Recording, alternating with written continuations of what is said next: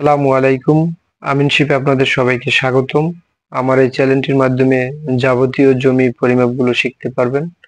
আজকের যে পর্ব নিয়ে আলোচনা করব, পর্ব 17। এক বাহু জানা থাকলে অপর বাহু বের করার নিয়ম জেনে নিন। যদি আপনি এক বাহু জানেন তাহলে অপর যে বাহু আছে সেটা কিভাবে বের করবেন জমির ক্ষেত্রে। ধরেন এটি একটি জমি, এখান থেকে আপনি দুটি দৈর্ঘ্য আছে, দৈর্ঘ্যের বাহুটা আপনি জানেন কিন্তু প্রস্থের বাহু আপনি জানেন না।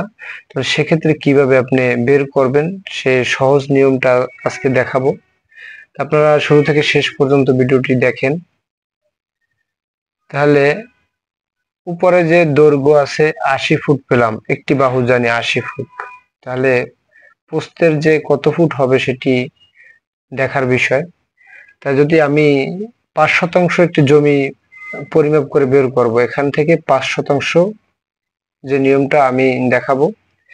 5% জমি বের করলে তো কত বর্গফুট হয় সেটা আগে বের করতে হবে। আমরা বের করে নেই।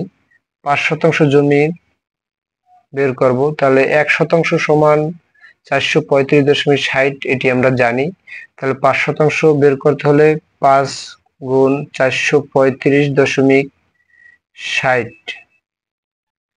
তাহলে এটি বের হবে। তাহলে আমরা বের করে নিলাম 2178 বর্গফুট।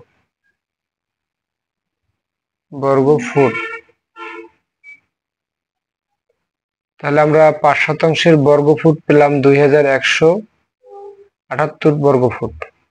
তাহলে এটা হলো আমাদের ক্ষেত্রফল, এটা আমাদের ক্ষেত্রফল। তাহলে 5%-এর ক্ষেত্রফল এটা।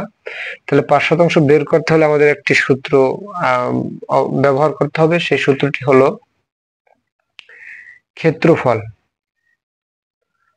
ক্ষেত্রফল ভাগ জানা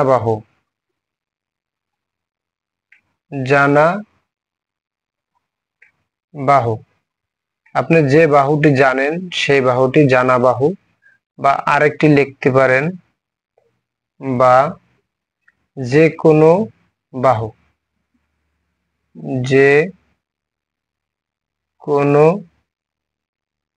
বাহু, যে কোনো বাহু।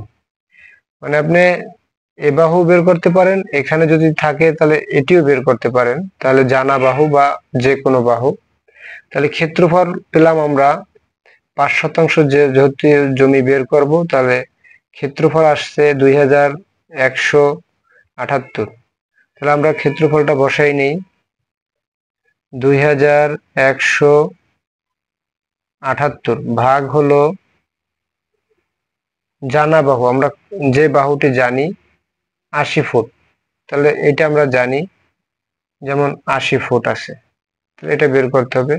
আপনি দেখা যায় চলার পথে আপনি রাস্তা বসে এক লোকের সাথে দেখা হলো, সে বলল ভাই আমার এত শতাংশ জমি আছে, যেমন 5% জমি আছে, আমি কত ফুট, আমি একটি বাহু জানি, তাহলে বিপরীত বাহু কত হবে আমি এটা বের করতে হবে।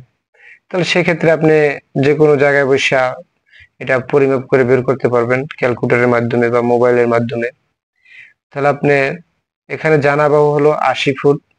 তাহলে আমরা এটা ক্যালকুলেশন করে নিতে হবে। তাহলে আমরা ভাগ করে দেখি।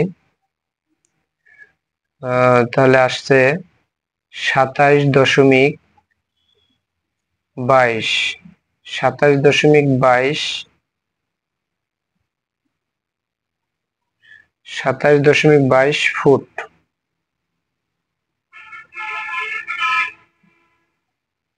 তাহলে আমরা বিপরীত বাহু পেলাম, ক্ষেত্রফল ভাগ জানা বাহু। ক্ষেত্রফল এটি বসাইলাম, জানা বাহু যেটা আছে সেটি বসাইলাম, এটি ভাগ করে পেলাম আমরা 27.22 ফুট। তাহলে আমরা বিপরীত বাহু পেলাম বা প্রস্থের বাহু পেলাম 27.22।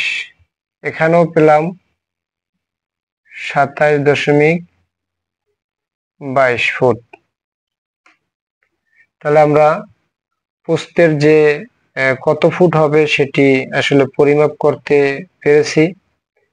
আশা করি বুঝতে পেরেছেন। আর যদি বুঝতে সমস্যা হয় তাহলে কমেন্ট বক্সে জানাবেন, প্রশ্নের উত্তর দেওয়ার চেষ্টা করব। ধন্যবাদ।